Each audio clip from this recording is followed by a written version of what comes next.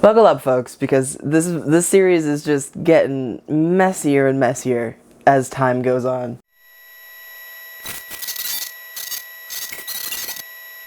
Hello, welcome to the internet. My name is Mochi. Thank you so much for joining me today. Here's the deal. I made a video about a book that Hilary Duff wrote, and at the end of said video, I discovered that the book is actually a part of a trilogy. I just wasn't sure if I was going to read the next book in the series. Folks, here we are. I won't go too much into the events of the first book. You can honestly just go watch that video if you want to know how we got here. But I will give you a little bit of information so that you can follow along what's happening in this book, because we're about to go for a wild ride, my friend.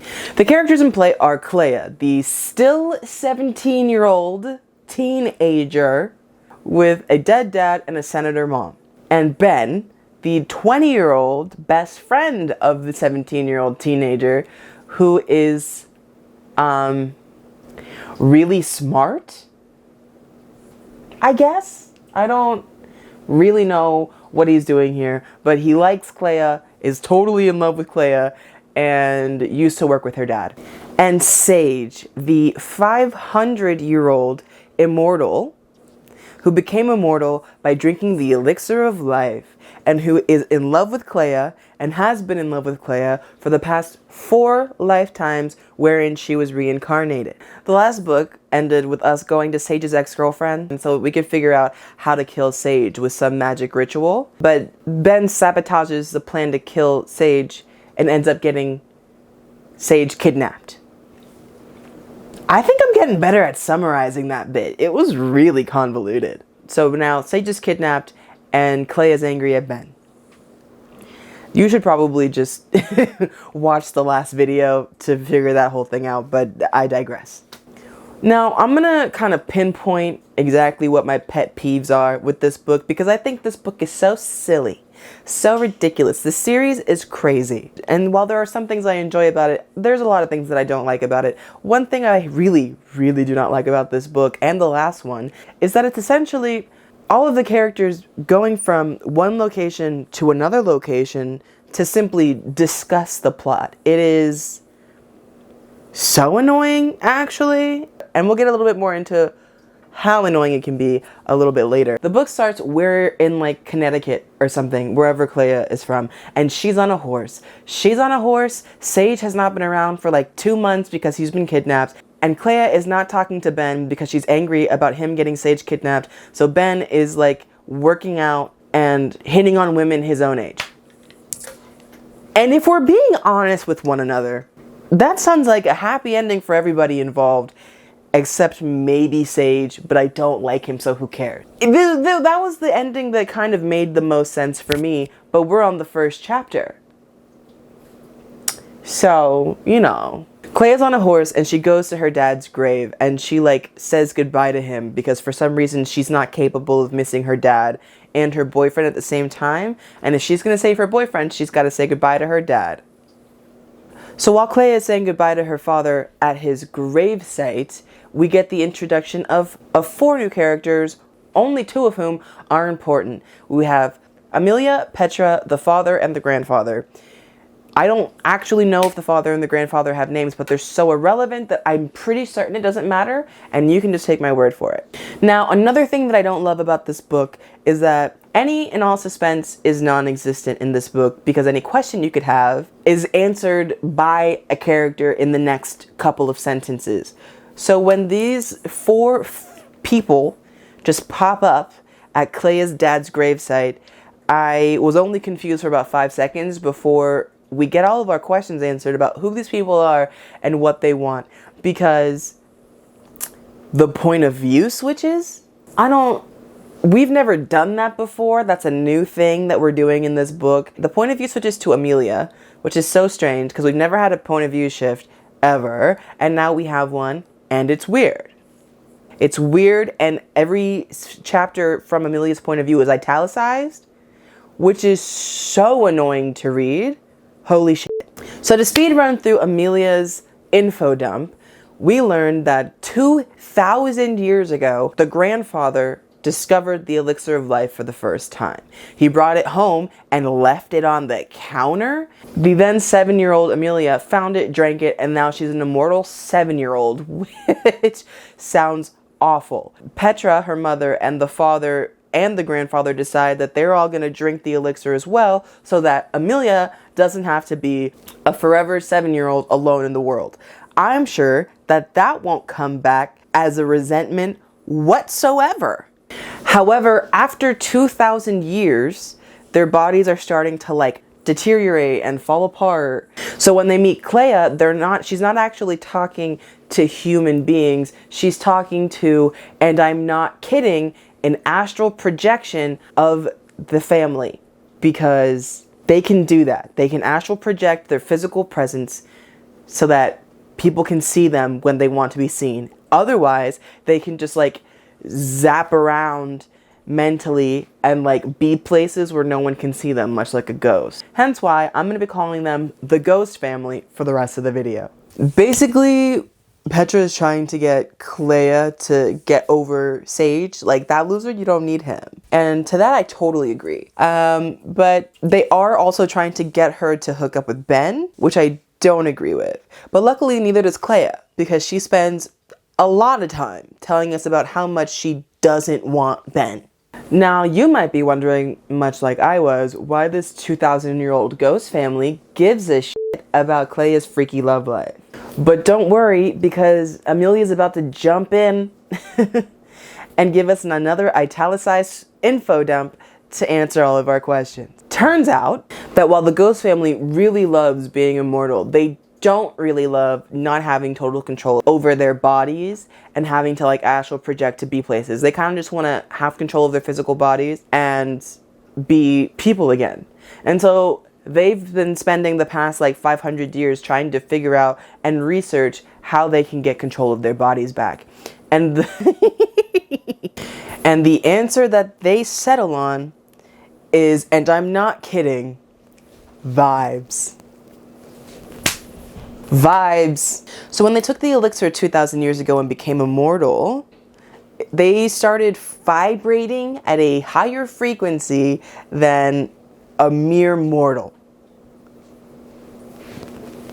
So they need more people to drink the elixir to become immortal, so that more people vibrate at their frequency, and that will somehow solve all of their problems. The problem with that is they no longer have the elixir, because 1,500 years after they drank the elixir, Sage found himself in the situation where he drank the elixir, and that was the last of it. The rest of it was destroyed and everybody was dead. So now the ghost family has teamed up with the people who have kidnapped Sage, because they want to kill Sage in a freaky late night ritual, and drain his blood in a freaky late night ritual, and drink it to turn the kidnappers into immortal beings, which means that the kidnappers will be immortal, which means that the family will have more immortal beings to catch a vibe from, and they can go back into their bodies. The problem with the freaky late night ritual, though, is that Sage and Clea, they're soulmates. They're so in love. And in order for the ritual to work, they need Sage and Clea to break up and move on from one another and not love each other and not want to be together. So now Petra is trying to convince Clea to sever her soul bond with Sage so that they can kill him and drink his blood. We're not even at the craziest part of the story yet. This, however, breaks the story up into effectively 3 teams. We have Team 1, which is the kidnappers in the ghost family who want to kill Sage for vibes-based reasons. Team 2 is Clea, who wants Sage alive for love-based reasons. Amelia, who wants to help Clea keep Sage alive because she doesn't want the kidnappers to become immortal because they're bad people. And Ben, who is there. And Team 3 is a group called the Cursed Vengeance, herein referred to as the CV. I have not talked much about the CV because frankly they were really not important until they are. So all you need to know about the CV is that their entire lineage is cursed to die before 30 unless Sage dies. So they also want to kill Sage, they just don't have him yet.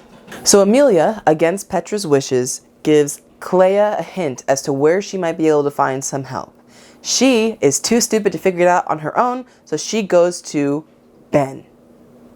My favorite. And together the two of them go to Ohio? I mean, okay. Also, I know that I talk a lot about Clea's dead dad, but her mom is alive. And during the last book, Clea got shot in the leg. So you'd think that her mom would be more involved in her life, but her mom has not said one word for this entire book. And spoiler alert, she won't ever say anything in this book. So like, Senator, it's giving deadbeat. Maybe you should be more active in your daughter's life and she won't be chasing off after a 500-year-old boyfriend. I'm not here to blame parents, but I'm just saying it could have something to do with it. But Clea and Ben go to Ohio. They go into the underground tunnels of Cincinnati, Ohio, which I didn't know were a thing. And they meet the CV. And they find out about the curse that keeps them all dying before 30. And they come to the agreement that the CV will help Clea and Ben find Sage because the kidnappers have gunpowder and the CV have gunpowder. They're fully like combat training under the city. I don't know how that hasn't raised any alarms, but they're fully doing the thing. So they're going to use their gunpowder to fight the kidnappers' gunpowder. And then it's really up to Clea to get Sage out of there before the CV can kill him because they want to live. And in order to do that, Sage has to die. So basically everybody wants to kill Sage. And I can't say that I disagree, if we're being honest with one another. So this entire ritual to kill Sage has to be done at midnight on a full moon.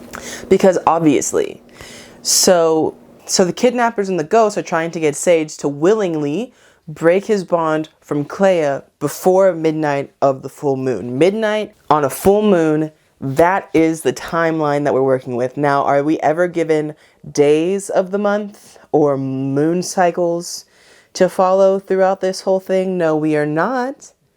We have no idea how much time we have at any given point of the whole story.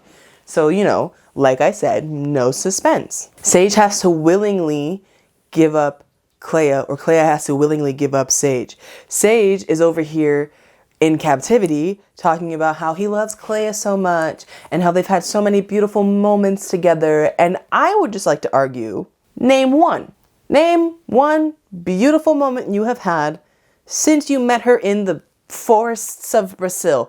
Name one beautiful moment, Sage. Because I haven't seen any and I don't get it. Frankly. Knowing this, Petra decides that the best course of action is to drug Sage, abuse Sage, and then give him an attractive lady to help him tend to his wounds. I guess hoping that he'll fall in love with this lady instead of Clea. Now, I would like to say that I don't like Sage, but I really don't like all of that. That's not... So Petra manages to set that up, and then she goes to Clea and is able to show her a real-time moment in between a drugged Sage and his female savior, or whatever. And Clea gets so angry about how manipulative that is, about how violating that is. How dare could you do that to somebody who... Oh, hang on. Checking my notes. Yeah. No, that never happens. She just gets jealous. She just takes everything at face value, completely disregards the circumstances, and just gets jealous because her boyfriend is flirting with other women. And then she proceeds to get jealous at the idea that he might have been with other women in the past 500 years that he's been alive in the interim parts of her being alive. Which is, you know, it's definitely a choice. It's definitely a choice. So in Clea's jealous rage, she drives over to Ben's place. Ben, who, mind you, she does not want. She's made it very clear that she does not want Ben. She talks about it just oh so much. But she rolls over to Ben's place. Those two have a little bit of a moment, which is gross. Turns out Petra's actually showing Sage a real-time play-by-play of the moment. So now the drugged, confused, and assaulted Sage sees his soulmate hooking up with her best friend, and so he's willing to go through with the ceremony to sever their bond. I don't want to keep beating a dead horse here, but this is exactly what happens when you give life or death decision-making power to a 17-year-old. This is exactly the kind of miscommunications that you would avoid by not hooking up with a 17-year-old right before you try to kill yourself. That's all I'm saying. So now Sage is willing to break their bond right before full moon. How convenient. And Amelia is willing and ready to give Clea and friends an exact location for how they can stop the freaky late night ritual. Things are happening! There is not one piece of information that these characters find on their own by any discovery at all. Everything is shown to them or given to them. It's so annoying and boring, okay? And I hope that you're not getting too lost and confused, because the best part has not happened yet. So team 2 and 3, so Clea, Ben, and Amelia, and the CV are now headed to Sage. And I don't like a lot of things about this book, but I do really like how the stakes are set up here, because because if they succeed, the entirety of the CV, who is mostly children because they die at 30, will continue to be cursed to die at 30 for them, all of their family, all of the children that they'll ever have. Every single one of them will die before 30 if they don't kill Sage, just so Clea can have a boyfriend, right? And if they don't succeed and the kidnappers and the ghost family win, then they get a bunch of psychopath immortals running around, harming people and committing crimes and doing horrible, despicable things that they talked about doing earlier in the book. And all of that leads to what has to be the best ending of this book that I could possibly hope for. This is the part that I love the most. So throughout the book, Clea gets close, I guess you could call it close, because these tangential friendship relationships are written so poorly, but gets really close with one of the members of the CV. This member of the CV happens to also be dating one of her friends, the one that she went to Paris with in the last book. So it's her best friend's boyfriend who was in the CV, who was destined to die before 30. He's currently 21. So they're able to stop the ritual right at the perfect moment. One of the members of the CV, he picks up the magical knife, right? And before he can kill Sage with the knife, Ben tackles him to the floor and he stabs himself. So Ben has just caused the death of Clea's best friend's boyfriend, okay? Then another member takes the magical dagger and stabs Sage anyway. So Sage gets stabbed by the magical knife right after the same knife has just killed the best friend's boyfriend, which is not necessarily the funny part, but the funny part is, in my last video, I talked about how hilarious it was when the Dark Lady, Sage's ex-girlfriend, explained how the dagger will kill Sage. When your soul is cut from your body like this, it can't get to the afterworld. It will try to find another host, an empty body. Those aren't usually lying around at just the right moment, I'm afraid. So instead, your soul will whirl around in terribly painful suffering for a while before ripping apart into nothingness. What I'm saying is it won't be fun for you. And lo and behold, there is in fact a dead body just lying around. And it's the body of Clea's best friend's boyfriend. So what does this mean? It means that Sage's soul has now left Sage's body that he's had for 500 years and has now entered the body of Clea's best friend's boyfriend. That is messy, and I was not expecting us to go there, if we're being frank. To wrap things up, this series in 2 books, only 2 books, and I think there's 3, but in only 2 books, we have gone from, I need to figure out what happened to my dad, to I'm gonna protect the love of my life and my soulmate, to if I don't save the love of my life, then the bad guys will be immortal forever. But if I do save the love of my life, an entire group of people and all of their children will always forever be destined to die before 30, and it'll be directly my fault at that point. Only to end up at my soulmate died and ended up in my best friend's boyfriend's body. This is so stupid! This is the stupidest series I've ever read in my life, and I cannot get over how much fun it is. And that's where the story ends. That's where the story ends. Sage breaks his bond with Clea willingly, only to die and get transferred into her best friend's boyfriend's dead body, and that's it. And I have so many questions. What happens to the Ghost family now that they didn't get their way? Are they pissed? Can they do the whole vengeance thing? And do they have a backup plan to fix the vibes? Are the CV still cursed? Because technically Sage died. Technically he died. Also, if Sage died, does that mean that he's technically no longer immortal? Does that mean he's a mortal boy? Is he gonna die, like live a normal lifespan in this body? And possibly the most important fucking question of this entire fucking series, why is Ben here? Can someone just let me know? What the fuck is Ben doing here? What does he add? That is where the book and also my sanity come to an end. A very swift and sharp end. And I will be reading the third book. I will do it. I will be reading the third book because what happened to her dad? Is that even a thing? Am I like reading too much into it? Is her dad dead for real this whole time? And I'm just like reading into it? Surely he comes back in the third book. Surely. Anyway, hopefully that wasn't that long. Hopefully I was able to condense that. Or not. Who's to say? Thank you so much for watching. Like and subscribe. I'm gonna try to post more on this channel now. Probably not 7 months in between this video and when I read the third book. And also, probably some other books. Also, I have a bunch of books over here that are unread. So we'll see what I do with those. Thank you so much for watching. Bye.